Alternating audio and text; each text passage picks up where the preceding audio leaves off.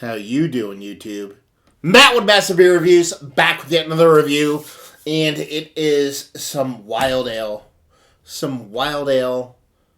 craziness. Some wild ale craziness aged in bourbon barrels in the form of Draai Laag Brewing's Yodeler. Not only their Yodeler, but their Yodeler aged, like I said, in bourbon barrels. Draai Laag. One of my favorite breweries. PA Brewery, just outside of Pittsburgh. Love their shit. Dig them. Wild ales. I'm a junkie for that shit. They make wild ales in the way I like them. They just don't stick to, genericness, subtlety. They're always creative. They're always kind of blowing shit up and trying to do different things and stuffs and things and beers and whatnot. And they took one of my favorite beers that I do, which is a Yodeler, which is a wild ale Barleywine, and a Belgian style, I guess you inspired Barleywine that just jacked that shit up beyond what you normally would be able to jack those kind of beasties and critters and all those kind of things that Dennis down there likes to talk about, and turned it into a pretty fun fucking Barleywine. And then they took it a step further, threw it in a bourbon barrel. Looking forward to this. Never had it before. See what she's going to have to offer. Let's dive in. As far as what she says on the bottle itself, it says Draai Laag, Brewing Company, Yodeler, Belgian-style barley wine ale, bottled with Brettanomyces, with rich toffee caramel colors and a kick in the pants ABV. This Belgian barley wine is almost too big for its lederhosen. Lucky for you, we reined it in with heavy ester strains of yeast that had a light tropical aroma and a creamy head. Yodelehihu, yeah. That'd be that. Brettanomyces, Pittsburgh's, all kinds of things. Otherwise, it's cool. It's kind of an homage back to the original Yodeler label. I kind of like the old school Ghetto ones better. I've said that pretty much every single Draai Laag beer that I've reviewed, but at the same time, I dig it. Could be worse, could be better. But, oh, okay, well that shut off like a fucking cannon. I was pretty sure that was going to shoot me in the face with beer, but it did not. So let's see what she has to offer. That bottle, my friends, was under pressure. Let's put it that way. God damn! Dennis trying to fucking take my fucking head off. So yeah, for as violent as that fucking explosion was, you have a roggy, a little bit of creaminess, kind of head that is dissipating infinitely quick, as you would expect with a beer of that kind of carbonation. Pretty compact bubbles, except for straggling, fucking gigantic bubbles that are kind of everything collapsing right around it. And it's like, north of khaki, south of like malted malt ball in color, and beer-wise, it looks pretty good. But, that hiss, that pop, we'll see what happens. Usually that's a thing where you're like, okay, this is not going to bode well for this beer, but you're talking about a brewery that specializes in wild beers. You're talking about a beer that is proclaimed to be bottled with Brettanomyces and was aged in a barrel, so things can go sideways and that ways and this ways and still end up pretty good. So, yeah, let's get a nose in this, see what she has. I'm still scared.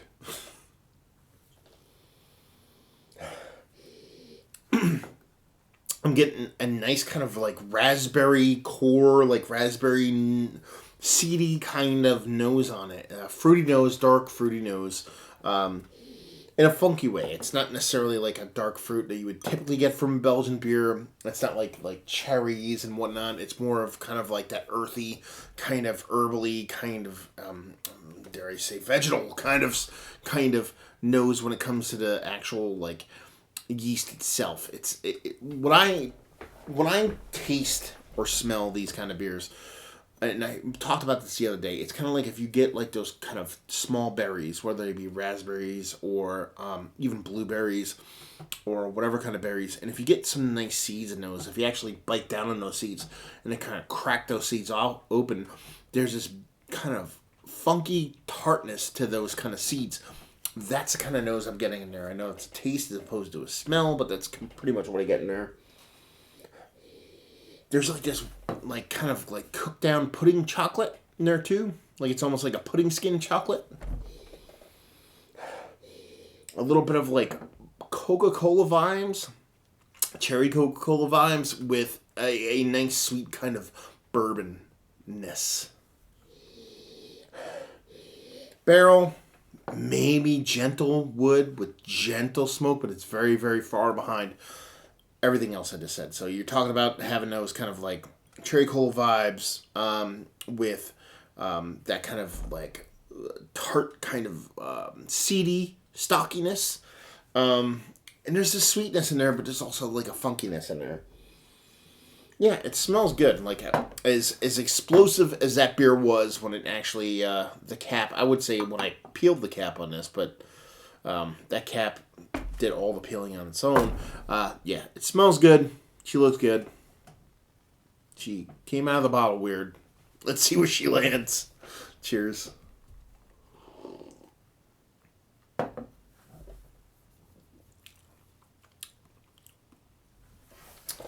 It's danger in the glass is really what it is. And there's really not much there as far as negativeness.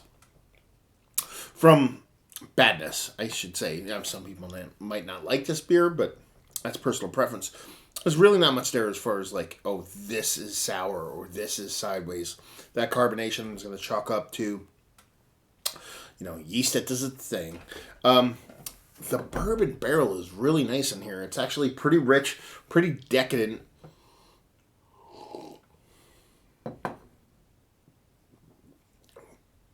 But what you get is an explosive kind of carbonation that you're not used to with a lot of barrel beers. Wrong pipe on that one. Yeah, you're getting Barleywine flavors. What they're going for here, which is their, Belgian-inspired barley wine. So you're getting those kind of flavors. You're getting your caramels, your caramels, dark malts, a little bit date and figginess, a little bit of caramelized brown sugar, but then you get that kind of Britannic's yeastiness. You're not getting a ton off the Brett, other than the fact that it's kind of funky. You're giving you like a generic funkiness from it, but it is giving you that kind of explosive carbonation you typically don't get from barley wines. Now, take that a step further, and this beer actually has a heaping helping of bourbon barrel aged, or spirit barrel aged, leaning bourbon barrel aged.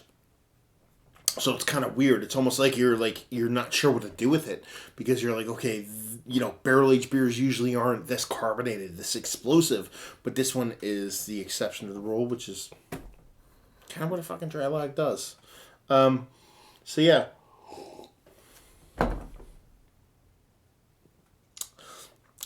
Like I said already, to repeat myself, the caramel and datey figginess is there. So it's an English style barley wine with Belgian influences. You're talking about an English style barley wine base with that kind of Belgian Brett based yeastiness. The yeastiness doesn't bring a ton of flavor other than the generic funkiness, but it does give you that explosive carbonation. You have the barrel to it. You have this really nice kind of bourbon soaked spirit that isn't that hot, but at the same time the whole thing is kind of very uplifting, very explosive, way more prickly and vibrant than your typical barrel-aged barley wine, because you have that Britannic's working in there. So it's pretty fun. It stays true to their funky roots, but at the same time, it just, adding an extra dimension to those barrel-aged barley wines that, us darker beer junkies kind of dig on. So yeah, let's talk about it. Is it one of the better dry log beers I've had? Because I'm not going to classify them with anything else. Dry log beers I've had as of late. Yes, not my favorite. I like some of their base offerings more. Only I'm picking hairs here, but this is probably the best barrel age offering I've had from them. It's a unique experience with what they do. It's bringing the best of the States with the best of Belgium, and that is my fucking wheelhouse right there. So, in general, yes, I dig it quite a bit. Value and availability, no idea. Brewery only, I assume. And availability at the brewery, I don't know. I was lucky enough to get some of these from Draai Laag, so thank you very much, guys. So if anybody wants to chime in, let me know what they cost and how to get them. That would be fantastic. And just say if you like what we like this. as per almost all dry log beers, if you like interesting beer, if you like Belgian beers, if you like well-made beers, if you like interesting stuff, because there's really not much like it. I could see their beers and this beer being a hit or miss thing with a lot of people. Is that good or bad? I don't know. But I would almost guarantee that beer people, let's put it this way, try to say this as democratically as possible. People that have been in the beer for an okay amount of time, a decent amount of time, it's 2017. So if you've been in since the early to mid 2000s, so 2000 to 2005, if you got in a beer, a decent amount ago, I think you dig this beer because I think there's some old school sensibilities in here some new people would miss, or should I say, if you got back into beer back in the day. You definitely had your fair share of Belgian, so if you don't know that world, you might not get it. And just because you don't get it doesn't mean it's not good. And it's kind of like a mantra for a lot of Belgians and in a lot of these new school kind of breweries like Draai Laag trying to do Belgian things. Just because you don't get it doesn't mean it's good. And someday you might be like, man, I fucking love that brewery. Where did they go? Because you didn't get it. Anyway. So boxing over. Great beer as far as I'm concerned. I like the barrel aging this one. Like I said, they